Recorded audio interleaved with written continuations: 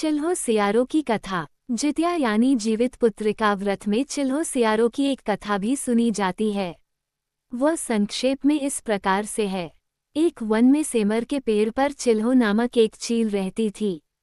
पास की झाड़ी में सियारो नाम की एक सियारिन भी रहती थी। दोनों में खूब पत्ती थी। चिल्हो जो कुछ भी खाने को लेकर आती उसमें से सियारिन के लिए जरूर हिस्सा रखती। सियारिन भी चिल्हो का ऐसा ही ध्यान रखती। इस तरह दोनों के जीवन आनंद से कट रहे थे। एक बार वन के पास गांव में औरतें जितिया के पूजा की तैयारी कर रही थी। चिल्हो ने उसे बड़े ध्यान से देखा और अपनी सखी सियारो को भी बताए। फिर चिल्हो सियारो ने तय किया कि वे भी यह व्रत करेगी।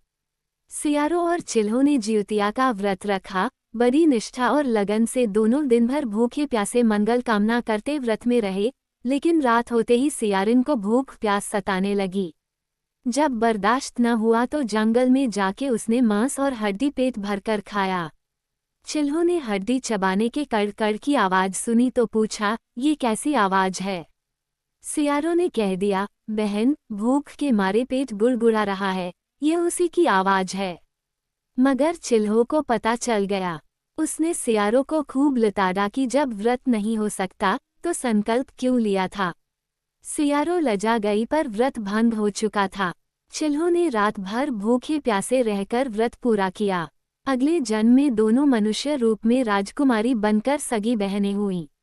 सियारो बड़ी बहन हुई और उसकी शादी एक राजकुमार से हुई। चिल्हो छोटी बहन हुई, उसकी शादी उसी राज्य के मंत्री पुत्र से हुई। बाद में दोनों राजा और मंत्री बने। सियारो रानी के जो भी बच्चे होते वे मर जाते, जबकि चिल्हो के बच्चे स्वस्थ और हटे कटते रहते। इससे सियारो को चिल्हो और उसके बच्चे से बहुत जलन होती। इस ईर्ष्या और जलन में उसने चिल्हो के बच्चों का शीश सिर कटवाकर डब्बे में बंद करा दिया, लेकिन पर वह शीश मिठाई बन गई। सियारो और जला भून गई और क्रोध में पागल हो गई। उसने बार बार चिल्हो के बच्चों को मरवाने की कोशिश की, लेकिन बच्चों का बाल तक बांका न होता। उसने न केवल अपनी बहन के बच्चों को बल्कि उसके पति को मारने का प्रयास भी किया पर सफल न हुई। आखिरकार दैवयोग से उसे भूल का आभास हुआ।